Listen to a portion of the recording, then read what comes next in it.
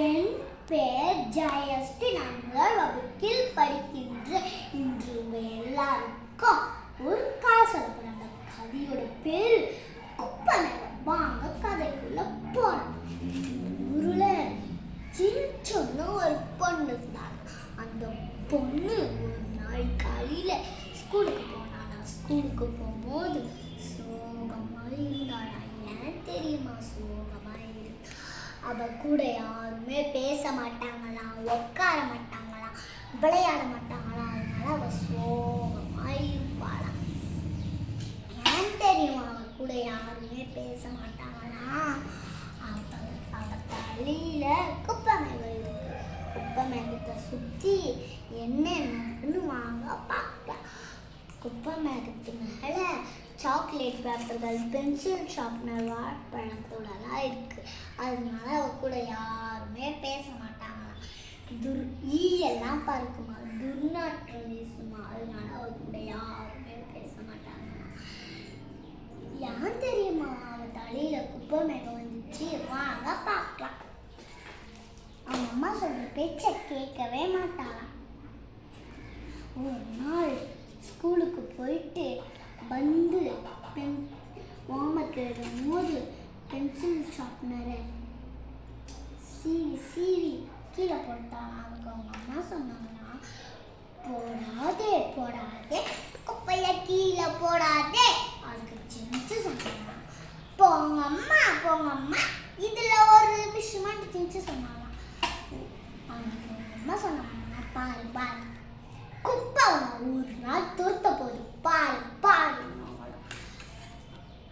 ஒரு நாள் ஆட்டோட போகும்போது அவங்க அம்மா சாக்லேட் வாங்கி கொடுத்தாங்க. அந்த சாக்லேட் சாப்பிட்டு கீழே போட்டாள். அதுக்கு அவங்க அம்மா சொன்னாங்க, போடாதே குப்பையா கீழே போடாதே. அதுக்கு சின்ன சொன்னாங்க, போங்கம்மா இதுல ஒரு விஷயமா சின்ன சொன்னாலாம். அதுக்கு அவங்க அம்மா சொன்னாங்க, பாரு குப்பை ஒரு நாள் கற்று போகுது, பாரு. ஒரு நாள் ட்ரெயினில் போனாங்களா. ட்ரெயினில் போகும்போது அவங்க அம்மா ஜூஸ் வாங்கி கொடுத்தாங்களா. அந்த ஜூஸை குடிச்சிட்டு கீழே போட்டாங்க. அதுக்கு அவங்க அம்மா சொன்னாங்களா, போடாதே குப்பையை கீழே போடாதே. அதுக்கு சின்ன சொன்னாங்க, போங்கம்மா இதில் ஒரு விஷயமா சின்ன சொன்னாங்க. அதுக்கு அவங்க அம்மா சொன்னாங்கன்னா, பாரு குப்பை ஒன்று ஒரு நாள் துருத்த போகுது, பாரு. அதனால தான் அவ தலையில குப்பை மேகம் இருக்கு. ஒரு நாள் அவங்க அம்மாண்ட போயிட்டு, அம்மா இந்த குப்பை மேகம் என் தலையில இருந்து எப்படிமா போவோன்னு கேட்டாங்க.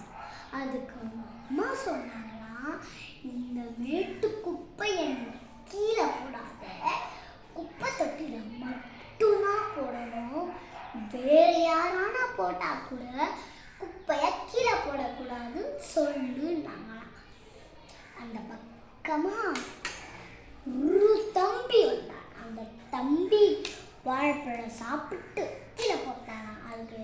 அதுக்கு சின்ன சொன்னாங்க, தம்பி இதை கீழே போடாது, இதை எடுத்துட்டு போயிட்டு மக்கள் குப்பை தொட்டில போடு.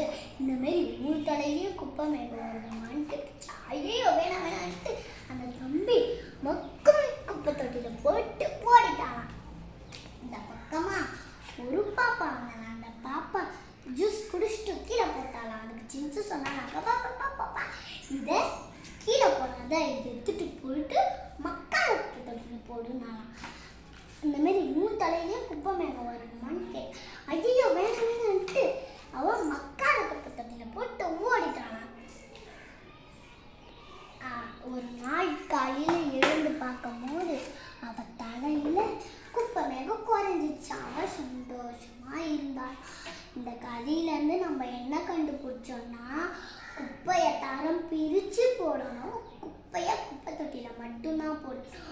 நம்ம பள்ளியும் நம்ம வீட்டையும் சுத்தமாக வச்சுக்கணும். நன்றி. நம்ம ஊர்